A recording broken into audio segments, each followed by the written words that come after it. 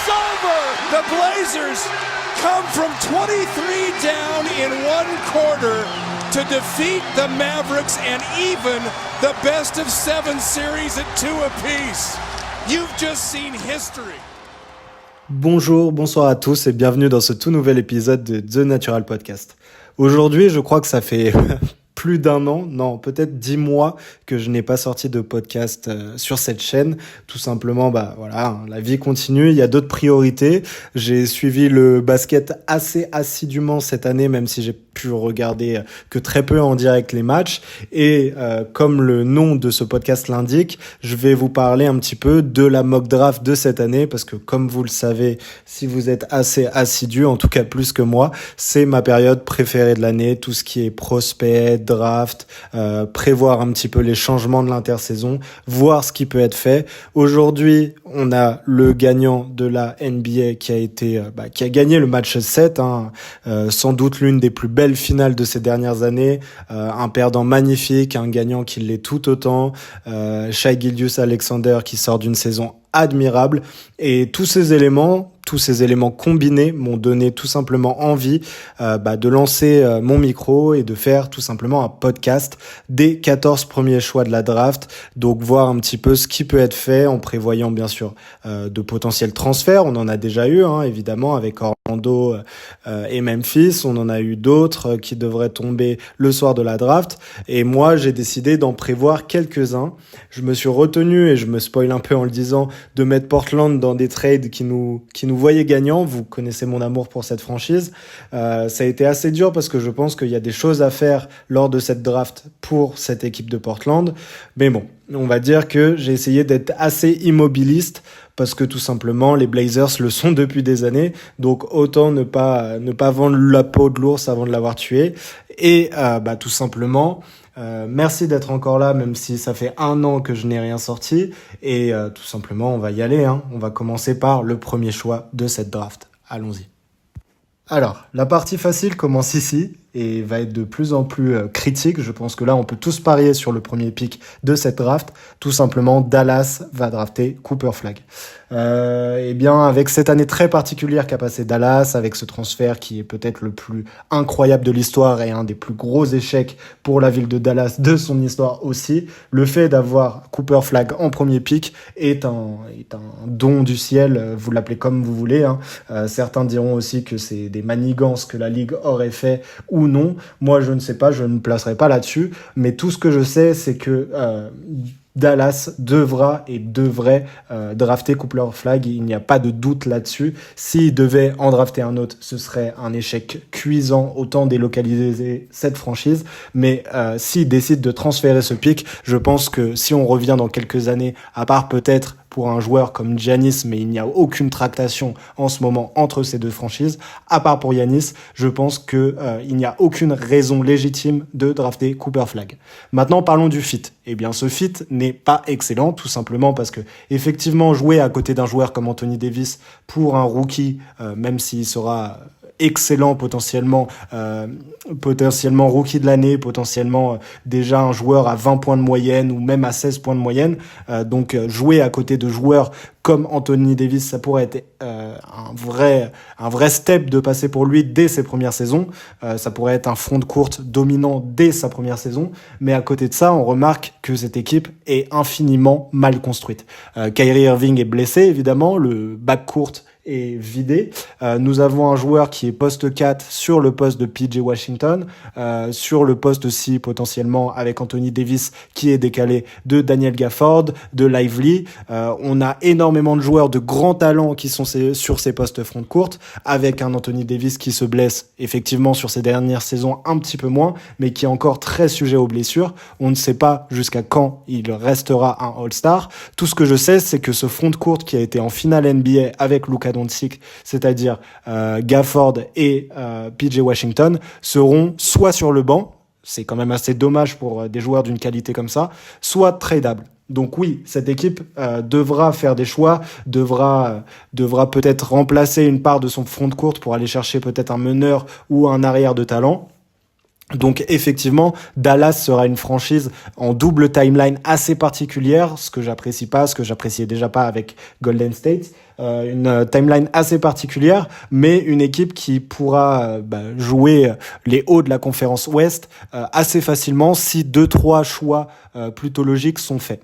Donc on verra ça. Je pense que là, le sujet n'est pas ici. Je pense qu'on n'a aucun doute sur le fait que Cooper Flagg sera un Maverick dans quelques jours. Je pense que pour son épanouissement personnel, cela pourrait être très intéressant de le voir jouer avec des vétérans qui pourront lui apprendre le métier, effectivement. Mais j'ai peur aussi qu'il s'enferme dans un rôle. On le projette un petit peu comme un Scottie Pippen. Scottie Pippen a été une superstar, évidemment, mais il a été surtout un second couteau. Un second couteau d'un joueur all-time qui est dans la conversation du GOAT en la personne de Jordan, évidemment. Mais nous, ce qu'on attend d'un premier pick, c'est souvent le moteur offensif ou en tout cas la superstar de cette équipe. J'ai peur que Dallas fasse en sorte qu'on soit sur, disons, au bas mot, un role player ultime, un joueur à la Middleton ++, un joueur à la Scottie Pippen, comme on l'a vu, et ce sera déjà très bien pour sa carrière. C'est une carrière d'Hall of Famer, mais j'ai peur qu'on ne voit pas ce joueur à 26, 28, 30 points de moyenne potentiellement. Je ne sais pas encore si c'est son jeu, mais j'aimerais bien qu'on le teste aussi avec ses responsabilités offensives-là pour voir s'il peut répondre à ces attentes-là. Donc on verra. Pour l'instant, je pense qu'on peut passer directement sur le deuxième pick, le deuxième choix, avec les Spurs qui, dans ma mock draft, sélectionnent assez évidemment Dylan Harper. Alors, là aussi, le fit n'est pas excellent. Les deux franchises pourraient inverser ces choix, mais il y a trop de différence entre le potentiel de Cooper Flagg et de Dylan Harper. En effet, pour moi, Dylan Harper arrive sur des postes assez remplis du côté des Spurs, avec De'Aaron Fox, avec Castle, avec Chris Paul aussi, qu'il ne faut pas négliger, qui a quand même été meneur titulaire toute la saison et qui a rempli un rôle de manière excellente. Donc, effectivement, l'arrivée de Dylan Harper peut poser question sur un fit potentiel. Moi, ce que j'en pense, c'est que Stephen Castle peut jouer sur des line-up en 3. Il peut jouer à côté de Dylan Harper, qui est potentiellement un meilleur shooter que lui. Il peut jouer sans ballon, ce cher Castle, même si avec la balle en main, ça peut être très intéressant aussi. Et en fait, je pense que pour une équipe qui essaye de gagner tout de suite, ça peut être intéressant d'avoir en 6e homme un Dylan Harper qui pourrait jouer à côté d'un Chris Paul sans avoir les responsabilités et le déchet que beaucoup d'arrières de son âge, d'arrières arrivant dans la ligue, pourraient produire. Là, il pourrait être directement assez valuable. Évidemment, il aurait moins de tirs, la possibilité de s'exprimer pourrait être moins présente. Et encore, parce que c'est un joueur de pick and roll assez ultime, on parle d'un arrière slasher vraiment excellent, avec un contrôle du rythme, un contrôle du ballon qui est lui-même excellent, à côté de joueurs comme Wembanyama, comme De'Aaron Fox. Même si le spacing ne sera pas là, je pense que ça peut être vraiment quelque chose d'intéressant, avec des joueurs aussi excellents dans le maniement du ballon, et qui pourraient provoquer des décalages pour lui. Tout simplement, je pense qu'un meneur arrière de 2 mètres avec cette qualité de balle qui fait énormément penser à des joueurs comme Jalen Brunson, sachant que Jalen Brunson fait peut-être 12 cm de moins que lui, ou de Cade Cunningham, les comparaisons sont assez folles. Je pense que c'est vraiment très intéressant et qu'il ne faut pas négliger ce pick, il ne faut pas l'envoyer dans des trades pour des All-Stars. Même Giannis, j'aurais des doutes sur le fait que il faut se dépouiller de ce second pick pour lui. Tout simplement parce que il aura 2 ans, 1 an et demi, 2 ans de moins que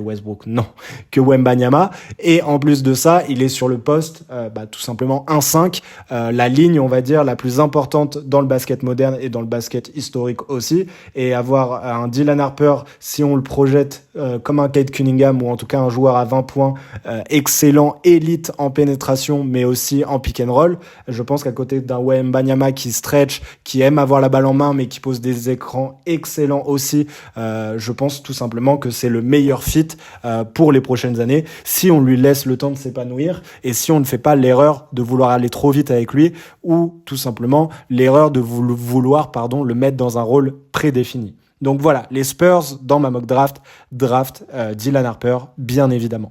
Et c'est là qu'on passe aux choses intéressantes, parce qu'on passe avec le 3e pick et les Sixers. Donc, équipe particulière, une équipe qui devrait être compétitive, qui aurait dû être compétitive, qui a eu un jeune joueur l'année dernière qui aurait pu être rookie de l'année, qui a eu un joueur aussi qui aurait pu être MVP, et un autre joueur qui aurait dû être All-Star. Ces 3 joueurs se sont blessés, ces 3 joueurs n'ont pas été très présents ou ont beaucoup déçu en la personne surtout de Paul George et de Embiid. Donc, que faire avec ce 3e pick? C'est assez particulier, c'est assez difficile de voir et d'avoir une vision assez globale de la chose. Je ne pense pas qu'il y ait de joueurs contre qui il est très intéressant d'échanger ce pick. KD, pour moi, ça ne l'était pas. Il a 37 ans, il est sujet aux blessures. Je ne vois pas le fit potentiel et ça fait vraiment maison de retraite d'avoir Paul George, KD et Embiid dans le même fond de courte. Donc non, pour moi, ce n'était pas du tout la personne recherchée. Giannis, je n'y crois pas non plus. Et après, on rentre dans une catégorie qui est moins intéressante. Donc c'est pour ça que moi, j'ai décidé de drafter en cette 3e place VJ Edgecombe. Oui, c'est particulier. Je sais que dans les drafts toute l'année, on a eu un autre joueur dont on parlera un peu plus tard en la personne de Ace Bailey qui était vu comme le 3e pick de cette draft. Pour moi, ça ne l'est pas et je pense pour de plus en plus de gens, ça ne l'est pas non plus. VJ Edgecombe est tout simplement le 3e prospect le plus intéressant de cette draft pour moi. Je ne drafte pas du tout au fit ou aux besoins des Sixers, même si je pense que sur un poste 2 à côté de Tyrese Maxey, ça peut être très intéressant. On parle donc d'un arrière ailier sous-dimensionné peut-être, en tout cas un joueur du backcourt, un slasher lui aussi avec tout simplement un premier pas hyper dynamique, des qualités athlétiques nucléaires, des qualités athlétiques assez incroyables, avec un manque de handle peut-être, mais un joueur qui n'a pas un tir cassé, donc potentiel à 2 voire 3 niveaux de shooting et qui est déjà aujourd'hui l'un des meilleurs défenseurs en NCAA sur les lignes arrière. Donc pour moi, on a un potentiel, je ne sais pas, Oladipo, même si je pense que le plafond offensif est plus bas et que le plafond défensif est légèrement plus haut, on a un potentiel Oladipo, un potentiel meneur ou arrière surathlétique, en tout cas un backcourt surathlétique. Je pense que ça correspond tout à fait à un backcourt qui serait avec Tyrese Maxey, qui lui peut space, qui peut shooter, qui peut trouver dans les espaces en ayant le ballon entre les mains un joueur comme Edgecombe, et ça laisserait aussi, dans le cas d'une semi-reconstruction, la possibilité à Edgecombe d'avoir des responsabilités offensives dans cette équipe assez particulière. Je pense que le souci est le même qu'à Dallas et aux Spurs. Il faut avoir un léger et un certain dosage entre jouer avec des vétérans et connaître son rôle, mais aussi ne pas tronquer le potentiel de ce jeune joueur en le laissant avoir ses défauts, en le laissant faire des erreurs, en le laissant avoir des tickets shoot. C'est comme ça qu'il se développera offensivement, parce que défensivement, on va pas dire que c'est un joueur fini, mais c'est un joueur dont j'ai entièrement confiance en le potentiel. Donc c'est pour ça que je le mets en cette 3e place. Pour moi, le plafond défensif et le plafond de cut, d'aller au cercle, etc. est déjà trop haut par rapport à d'autres joueurs comme Ace Bailey ou autres, dont j'ai moins confiance. Et c'est là qu'on passe au 4e pick. Et avec ce 4e pick, nous avons aussi mon premier trade. D'ailleurs, mon seul trade, je crois, de cette mock draft. Tout simplement parce que ce 4e pick appartenait aux Hornets. Et j'ai décidé de faire un transfert entre les Hornets et les Nets. De tout simplement Claxton et Cam Johnson. Donc voilà, je pense que ça peut être intéressant. Il faudrait revoir un petit peu les clauses, évidemment. Je ne suis pas un expert en transfert. Peut-être que c'est trop pour un pick 4 dans cette draft. Mais si tu as l'occasion d'avoir Claxton plus d'autres jeunes joueurs ou tout simplement Cam Johnson, je pense qu'il est très intéressant d'envoyer ce pick 4 à la place, tout simplement parce que je pense que le projet des Hornets a besoin de stabilité, a besoin de guerriers, a besoin de vétérans potentiels. Je pense que Claxton et ou Cam Johnson sont les joueurs qu'il faut à cette équipe, alors qu'en 4, il serait assez compliqué de drafter un énorme talent comme les 3 plus hauts, ou en tout cas les 2 premiers plus Edgecombe. Je pense que ce n'est pas ce qu'il faut faire, et tout simplement je pense aussi que si on rajoute un potentiel offensif de plus qui aura énormément de déchets à côté de Lamelo Ball et Brandon Miller, ça pourrait être très problématique. En plus de ça, le poste 5, il y a eu des rumeurs ou des simili-transferts l'année dernière, donc rajouter Claxton à côté d'un Lamelo Ball pourrait être très intéressant dans cette idée de pick and roll poste 1-5. Moi, j'apprécie énormément. Et évidemment, Cam Johnson est peut-être peut-être l'un des meilleurs 3&D de la ligue, ou en tout cas celui qui a le plus de valeur actuellement. Donc l'ajouter pourrait rendre cette équipe beaucoup plus compétitive et la faire atteindre le play-in dès l'année prochaine. Et pour les Nets, tout simplement, on accumule les tours de draft et les talents. Il faut faire une reconstruction, je ne dirais pas rapide, mais où on accumule le plus de talents et on les trie dans un second temps. C'est pour ça que les Nets, avec ce 4e pick, pour moi, vont drafter Trey Johnson.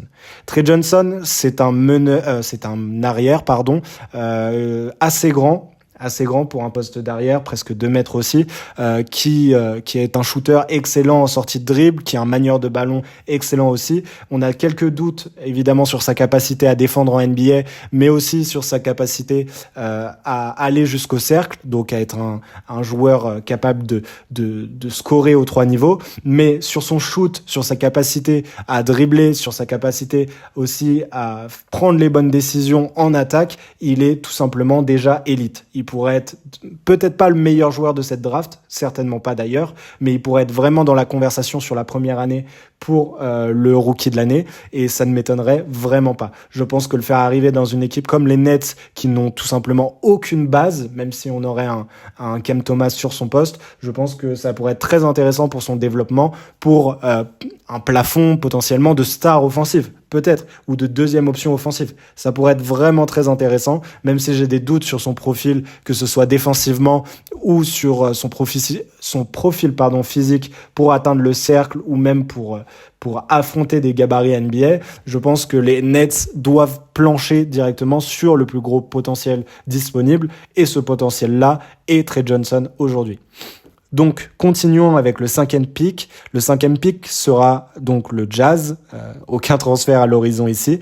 Et le Jazz, pour moi, doivent drafter Con Knoepel, l'ailier de Duke. Assez logiquement, le Jazz est une équipe de l'Utah. Donc, un ailier blanc shooter, je pense que ça leur correspond idéalement pour un futur développement. Non, en vrai, la vraie raison est tout simplement parce que pour cette histoire de talent, je pense que sur les ailes, avoir un connecteur, un shooter capable de défendre, un joueur assez all-around comme Knon Knoepel, c'est horrible à dire, pardon. Je pense que c'est la meilleure décision qu'il pourrait prendre. Il y a énormément de talents sur le backcourt, même si on ne sait pas s'il y a des vrais talents supérieurs à terme. Je pense pas qu'il faille drafter là-dessus. Il y a énormément de joueurs sur le poste 4 et 5 dans cet effectif. Il y a un retour de blessure sur le poste 3, mais je pense que pour son développement, Con Knoepel sur le poste 3 ou potentiellement 2 sur certains line-up, etc. pourrait être très intéressant. Il n'a pas ce profil de star, il a un profil vraiment, comme je l'ai dit, all-around, de 3&D moderne, capable de porter le ballon légèrement, capable de faire de la passe en connecting, capable de shooter, que ce soit à 3 points, mais aussi potentiellement à terme en sortie de dribble. Donc ça peut être vraiment intéressant. Je pense qu'il est bien plus qu'un shooter blanc, comme je l'ai dit au début. Et de toute façon, le Jazz, malgré le fait qu'ils aient le pire bilan de la ligue, ont le 5e choix. Ils doivent drafter le plus intelligemment possible. Pour moi, Con Knoepel est le choix le plus intelligent aujourd'hui. En parlant d'intelligence, on va passer à Washington et leur pick 6. Et là, on va en perdre un petit peu de cette fameuse intelligence, parce qu'on va parler de leur pick qui sera pour moi Ace Bailey. Grosse chute de Ace Bailey, qu'on s'entende, il passe de la 3e place assez assurée en début de saison à la 6e à Washington. Pour moi, Washington ne peut pas passer au-dessus de Ace Bailey, tout simplement parce que ils sont eux-mêmes déçus de ne pas avoir le 1er, 2e ou 3e pick. Ils ont eu que le 6e. Quand tu as un talent, évidemment, avec un plafond potentiel aussi haut, même s'il a d'énormes doutes sur son profil, sur sa capacité de passing, sur sa capacité à faire les bons choix, sur sa mentalité aussi. On sait qu'il a refusé tous les workouts avec les franchises, même les Sixers en 3, il ne leur a pas adressé la parole. C'est quand même assez problématique pour un joueur qui pose autant de doutes. donc ça ne m'étonnerait pas du tout qu'il glisse même plus que ça. Mais pour moi, Washington a besoin de ce moteur offensif qu'ils peuvent potentiellement soit brider, soit rendre potentiellement plus intelligent autour de joueurs comme Alex Sarr, autour de Bilal Koulibaly, nos Français, qui sont des joueurs, disons-le, avec un plus gros QI basket, en mon sens.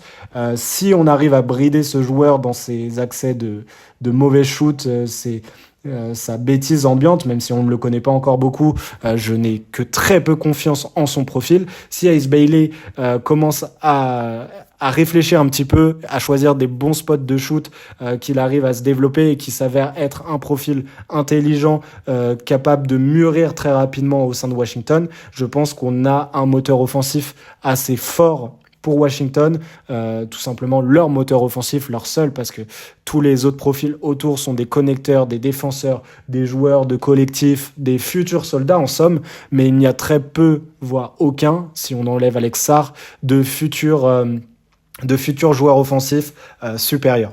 Donc c'est pour ça que je choisis Ace Bailey, même si comme vous le voyez, je ne suis pas convaincu par son profil. Logiquement, pour moi, il ne baissera pas plus que ça. Ensuite, nous avons un 7e pick en perspective avec les Pels. Les Pels qui, eux aussi, de toute façon, c'est les picks de la déception aujourd'hui entre le Jazz, Washington, les Pels et les Nets, qui pensaient être bien plus haut que ça. Les Pels, donc, avec ce 7e pick, choisissent un joueur qui, pour moi, a le plus haut plafond restant dans cette mock draft, c'est Jeremiah Fears. Jeremiah Fears est un joueur dynamique aussi, un meneur dynamique qui n'est pas très grand de taille, mais qui a un premier pas assez intéressant, qui est un joueur en pénétration qui peut être très fort, qui a fait une fin de saison en NCAA aussi très intéressante. On est sur des postes complètement bouchés du côté de Nola, mais on sait qu'il y a eu un nouveau management qui arrive. On sait que Dejounte Murray, ça ne marche pas, ça n'a jamais marché, il n'a pas l'air content d'être là. Il va jouer potentiellement à la place ou à côté de CJ McCollum. Je pense que les deux n'iront pas ensemble, ils sont trop sous-dimensionnés, mais par contre, avoir un leader comme CJ McCollum à côté de lui, perso, j'adore. Je pense que ça peut être hyper intéressant pour lui. Je pense que c'est ce qu'il lui faut pour devenir un vrai leader. Je pense qu'à côté d'autres joueurs comme Zion, etc., même si potentiellement ça pourrait manquer de spacing, il pourra s'épanouir grandement. Il aura ses tickets shoot, il aura son droit à l'erreur et en même temps, il sera dans une équipe assez cadrée avec des vétérans, un mélange assez hétérogène pour pouvoir grandir. On est un peu le même cas que les franchises au-dessus, même si pour moi, Jeremiah Fears a déjà plus de place d'expression que potentiellement un Dylan Harper ou un VJ Edgecombe aux Spurs ou aux Sixers. Donc je trouve ça vraiment très intéressant. Bref, continuons avec le 8e pick et directement les Nets qui redraftent dans cette mock draft imaginaire. Ils draftent une deuxième fois pour Kasparas Jakusionis. Eh bien là, je prends encore une fois la liberté de prendre le plafond le plus haut, pour moi, le meilleur talent disponible, potentiel en tout cas. Je trouve qu'à côté de Trey Johnson, un Jakusionis qui est lui aussi un joueur grand, qui a une capacité, en tout cas une projection à défendre qui est assez intéressante, qui est lui un meneur de métier à côté d'un Trey Johnson qui est plutôt un poste 1-2 avec une taille de 2, donc un joueur qui peut jouer aussi plus off-ball, je trouve que ce futur backcourt pourrait être vraiment très intéressant. On a un meneur donc avec une capacité de passing tout à fait élite qui fait énormément d'erreurs, mais je place ça, et qui perd beaucoup de ballons, mais je place ça aussi sur le fait que il était jeune, il est toujours jeune. J'ai l'impression qu'il s'amusait aussi en NCAA, même si voilà, il y a eu énormément de déchets dans son jeu. Je pense qu'en arrivant en NBA avec un coaching staff comme celui des Nets qui est tout à fait excellent, le coach du Canada est un excellent coach. Je pense que ça va déjà trier un petit peu de son jeu et de ses erreurs qu'il fait continuellement pour garder un petit peu le meilleur. Donc voilà, en plus de ça, je pense qu'on a un joueur qui est beaucoup plus porté vers le jeu intérieur, en tout cas vers la pénétration, là où Trey Johnson, comme je l'ai dit, a ses limites. Donc c'est très complémentaire de notre pick précédent. Ça l'est toujours pas avec Cam Thomas, évidemment, mais je ne pense pas qu'il doit faire partie du projet. C'est un joueur qui a encore du potentiel, mais qui a déjà peut-être 23, 24 ans, je ne sais plus. Donc pour moi, le backcourt du futur entre Trey Johnson et Kasparas Jakusionis peut être vraiment très intéressant. Bref, Passons à la 9e place, tout simplement, nous allons parler des Raptors. Et là, j'avoue que je ne comprends pas vraiment ce qui est fait du côté de Toronto, donc savoir ce qu'ils vont drafter est assez difficile. Pour moi, c'est assez clair, il y a une base défensive qui est très intéressante du côté de Toronto. Il y a énormément de talent offensif qui a été rajouté entre R.J. Barrett, Ingram, etc. Mais du talent offensif assez mid, dans le sens assez unidimensionnel, qui ne fait pas passer un cap à ton effectif. C'est pour ça que j'ai décidé de faire un gros pari, en tout cas pour moi c'est un gros pari, en draftant tout simplement Derrick Queen. Derrick Queen qui est donc un poste 4-5, un joueur offensivement avec des mains de velours. On projette qu'il puisse s'écarter, en tout cas à mi-distance, un petit peu à la manière d'un Bam Adebayo, qui est vraiment très intéressant aussi au passing, au fait de tenir le ballon, qui peut dribbler en tout cas un petit peu, qui de l'autre côté du terrain par contre est une véritable passoire en NCAA, qui a des défauts de type musculaire, je ne retrouve plus le mot, mais en tout cas qui ne sera pas un athlète voilà en NBA.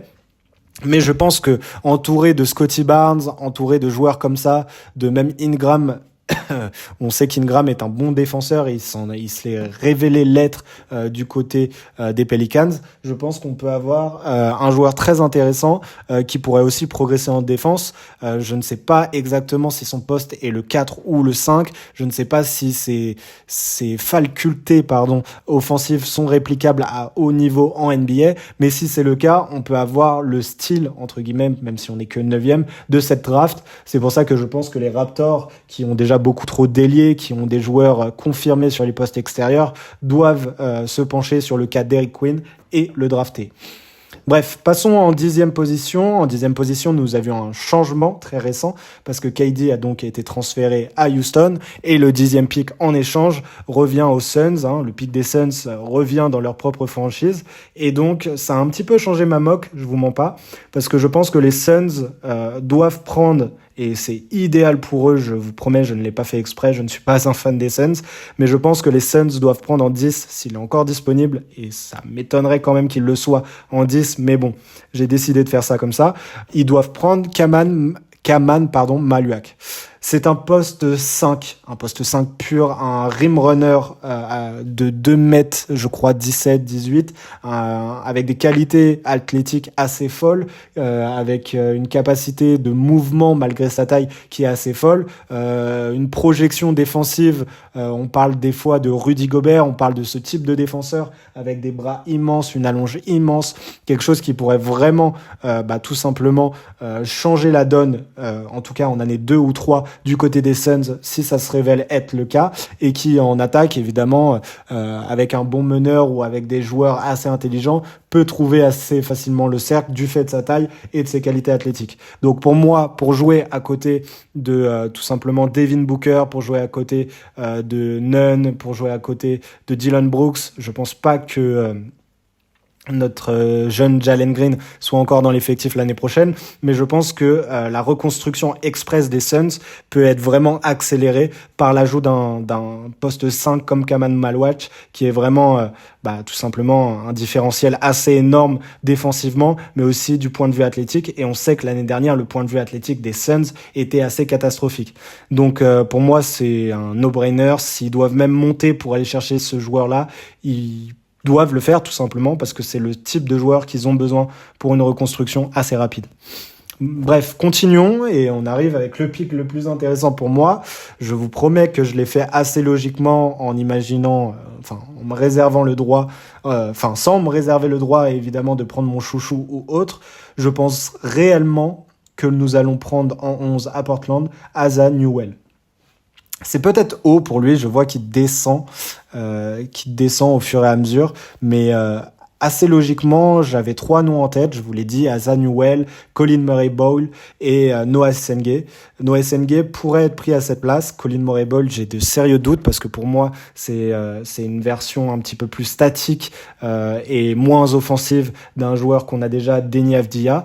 Évidemment, Colin Murray-Ball pourrait être un excellent défenseur, bien plus que Avdija, mais sur cette notion de hub offensive, cette notion de joueur intelligent, et il lui manque le shoot shoot, et on sait que le shoot, c'est quelque chose dont on a besoin à Portland, je pense que Asa Newell serait la meilleure solution. C'est un poste 4-5, je pense qu'il pourrait jouer 4 en NBA, très mobile, défensivement, qui est incroyable, tout simplement avec des longs bras.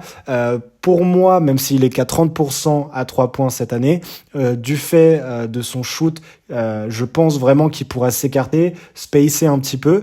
Je pense que offensivement aussi, il a la capacité de devenir très intéressant. En tout cas, je pense pas qu'on est sur une star évidemment avec Asa Newell, mais je pense qu'on est vraiment sur un défenseur du poste 4-5 capable de s'écarter, une sorte de Miles Turner avec un côté défensif plus haut, mais un côté à 3 points beaucoup plus bas, il ne faut pas se mentir. Les projections les plus optimistes l'imaginent en Jaren Jackson Jr. Écoutez, je donnerais beaucoup pour voir ça, mais je pense qu'on n'est pas là-dessus non plus. Donc voilà, pour être tout à fait honnête, je pense que de toute façon Asa Newell est Asa Newell, mais je pense que ça pourrait très bien se mélanger sur une seconde unit dans un premier temps et potentiellement dans le 5, dans différents line-up, que ce soit en 5 ou en 4 à côté de Klingan.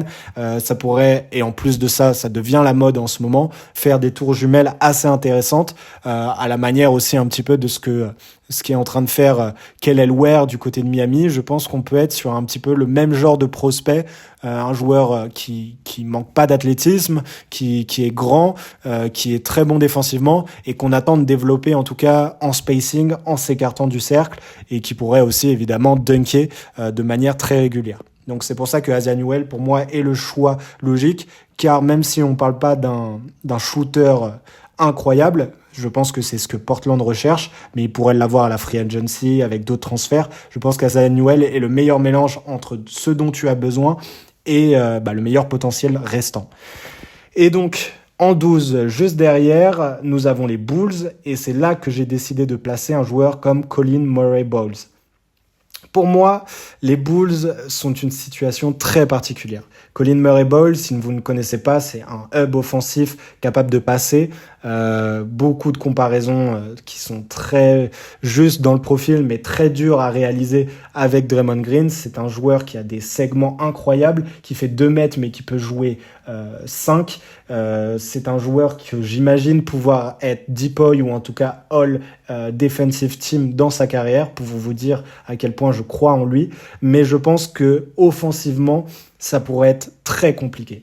Dans le sens où effectivement c'est un hub offensif, mais de ce que j'ai vu en NCAA, je pense que c'est un jeu qui est un petit peu daté pour la NBA moderne. C'est un joueur qui a des qualités athlétiques certaines, mais qui n'est pas supérieur en vitesse, qui joue à son rythme, qui ne joue pas en transition, et son tir est totalement cassé. Donc à voir, il aura peut-être d'autres manières de scorer, on l'a déjà vu, énormément de joueurs trouvent les joueurs supérieurs intelligents comme lui, avec un IQ vraiment supérieur.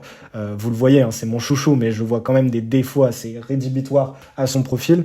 Je pense que du côté des Bulls, avec un effectif en transition, avec des meneurs et des arrière-scoreurs comme ils ont du côté des Bulls, ça peut être intéressant d'avoir ce profil-là, en espérant qu'ils ne finissent pas comme un Patrick Williams exactement de la même manière finalement, parce que ces profils sont pas les mêmes, mais pourraient se confondre sur certains points. Donc voilà, Colin Murray-Bowles, je pense que du côté des Bulls, il pourrait s'épanouir, il pourrait grandir offensivement. Je pense qu'il y a des joueurs assez intelligents, assez scoreurs autour de lui pour compenser ses défauts, mais aussi le faire grandir. J'ai assez confiance sur le fait que ça soit un joueur NBA. Si ça s'avère être le cas, je pense que ça sera un excellent joueur NBA. Potentiel, peut-être pas All-Star, pas du tout même, parce qu'il a un profil trop particulier, mais un All Defensive Team, un joueur, une 4e ou 3e option d'une équipe qui va très très loin, ça j'y crois très franchement. Bref, passons à l'avant-dernier pick de cette mock draft avec les Hawks. Et là, c'est peut-être le pick que je déteste le plus pour eux. mais en même temps, il faut prendre des décisions. J'ai beaucoup hésité avec d'autres profils comme Cedric Howard, comme Jace Richardson, mais je trouvais qu'à côté de Trae Young, c'était pas possible. Avec des intérieurs aussi, mais je pense que enfin on fait de la place à des joueurs comme Onyeka Okongwu. Il ne faut pas mettre des joueurs sur ce poste. C'est pour ça que j'ai pris la décision de prendre Egor Demin. Egor Demin est un meneur de 2m06 qui, 2m06, vous avez déjà les comparéos en tête. C'est un joueur excellent passeur, qui a une capacité de scoring assez intéressante à l'intérieur, mais aussi beaucoup de défauts défensifs. Donc encore une fois, ça vous fait penser à de nombreuses personnes, je pense. Mais s'il arrive à devenir average en NBA sur le poste 1, ça pourrait être tout simplement un match-up horrible à voir en face de soi, parce que tout simplement 2m06, passeur, joueur intelligent avec un IQ supérieur, à côté d'un Trae Young et de joueurs comme ça qui, pour Trae Young qui est petit et dont il manque un peu ce côté défensif dans cette équipe, je pense que Egor Demin, pour suppléer d'abord Trae Young sur le banc, ça peut être intéressant, et je pense qu'à terme, il y a une possibilité que ce joueur soit capable de s'aligner à côté de lui. J'ai encore énormément de doutes, j'ai peur que ça se fasse une sorte de Dejounte Murray à côté de Trae Young et qu'en fait il n'y ait aucun mouvement sans ballon, qu'il ne sache pas jouer sans la balle en main, et l'enjeu sera donc de pouvoir développer ça, parce que je ne suis pas sûr que balle en main il soit assez excellent pour être le premier initiateur d'attaque en NBA. Donc voyons voir ce que ça donne. De toute façon, en 13, c'est le temps de faire des paris. Au pire, il se fera former 1 an ou 2 en G-League. Il jouera avec des joueurs qui sont très intéressants, très intelligents, que ce soit Riz Haché, Trae Young, etc. Donc je pense que ça peut être intéressant pour lui et son développement, et ça rajoute de la taille dans cet effectif, ce qui pourrait être intéressant aussi pour les Hawks dans le but de retourner en play-off. Enfin bon, on est sur le dernier pick, un pick assez compliqué parce que j'ai beaucoup hésité au fait de le trade, mais je pense que tout simplement il n'y a pas de bonne solution, il n'y a pas de joueur vraiment intéressant à aller chercher du fait que j'ai échangé Claxton et Cam Johnson contre ce pick 4. Donc je pense que les Spurs vont drafter en 14, mais qui ? J'espère pour eux, j'espère pour lui, j'espère qu'ils vont drafter notre premier et seul Français de ma mock draft. Ce Français, c'est Noah Essengue. Donc, on parle d'un ailier surdimensionné, comme tous les Français qui rentrent en NBA depuis maintenant 2-3 ans, de 2m8, une capacité en transition assez exceptionnelle. Je le verrai énormément dans une équipe comme les Pacers, mais bon, ils sont beaucoup trop forts pour être placés ici, qui est un défenseur excellent, ultra capable. Je pense vraiment que le prendre en 14 serait déjà assez négatif pour lui. Je pense vraiment que Portland, les Suns, même les Bulls pourraient le prendre bien avant, voire même les Raptors, même si je vois pas ce qu'ils en feraient sur les ailes. Bref, je pense qu'il y a énormément d'équipes qui pourraient prendre Noah Essengue avant cette place 14. J'ai décidé de ne pas faire ça. Je pense que les Hawks, par contre, qui ont pris Egor Demin, ne seraient pas intéressés, parce que pourquoi prendre Noah Essengue quand tu as la version améliorée avec Zachary Riz Haché? Enfin bref, non, évidemment, je rigole, c'est deux joueurs complètement différents. Mais Noah Essengue est un profil physique, un profil athlétique et un profil assez intelligent qui pourrait en faire un 3&D de grande qualité d'ici quelques années. S'il développe légèrement son shoot à 3 points, s'il apprend à jouer plus posément, s'il arrive à porter le ballon aussi sur certaines séquences, il pourrait s'avérer être excellent. Donc je pense qu'à côté de Wembanyama, à côté de joueurs comme Dylan Harper, etc., le point de bascule sera vraiment le développement de son shoot. Mais je pense que pour donner déjà une identité défensive, une identité athlétique à ce groupe, Noah Essengue est le meilleur choix et le choix le plus cohérent pour cet effectif, pour cette équipe et pour les Spurs je trouve que c'est un choix très Spurs compatible. Bref, nous avons terminé. Si vous voulez, je vais vous récapituler les 14 choix de cette mock draft. Nous avons eu Dallas en 1 avec Cooper Flagg, les Spurs en 2 avec Dylan Harper, VJ Edgecombe chez les Sixers en 3, les Nets qui draftent en 4 après un transfert, Trey Johnson, le Jazz en 5 avec Con Kneupel, le 6 Washington avec l'affreux Ace Bailey, en 7 les Pels avec Jeremiah Fears, les Nets en 8 avec Kasparas Jakusionis, évidemment ensuite les Raptors avec un choix très risqué à mon sens pour eux, Derrick Queen, les Suns en 10 avec un choix pas du tout risqué, Kaman Malwak, Portland en 11 avec Asia Newell, les Bulls en 12 avec Colin Murray-Ball, en 13 les Hawks avec Igor Demin et enfin en 14 les Spurs avec Noah Essengue.